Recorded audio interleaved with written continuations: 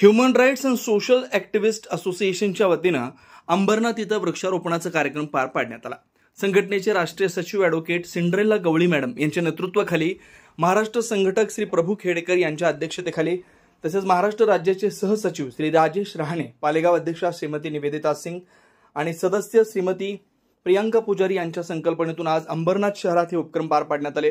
सदर कार्यक्रमात पालेगाव अंबरनाथ येथील लिबे शाळेतील मुलांनी देखील सहभाग घेतला।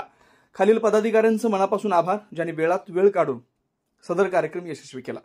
महाराष्ट्र राज्य सहसचिव श्रीमती मार्गरेट मोहिते, ठाणे जिल्हा अध्यक्षा श्रीमती बीना शालोम, ठाणे जिल्हा उपाध्यक्ष श्री ईश्वर गुंजा, ठाणे जिल्हा उपाध्यक्ष श्री निलेश पावशे, अंबरनाथ अध्यक्षा श्रीमती गीता गजभिये, अंबरनाथ सचिव श्री नितीन लोंढे, पालेगाव अध्यक्ष श्री अमित तिवारी, सदस्य श्रीमती मीना पन्हाळे, सदस्य श्रीमती तान्या कसले, सदस्य श्रीमती हरजित कौर धनजल, सदस्य श्रीमती वासुदेव शिरूर, इतर पदाधिकाऱ्यांचे देखील आभार ज्यांनी प्रत्यक्षात नाही तर आपापल्या वेळेनुसार सदर कार्यक्रमासाठी आपलं योगदान दिलं।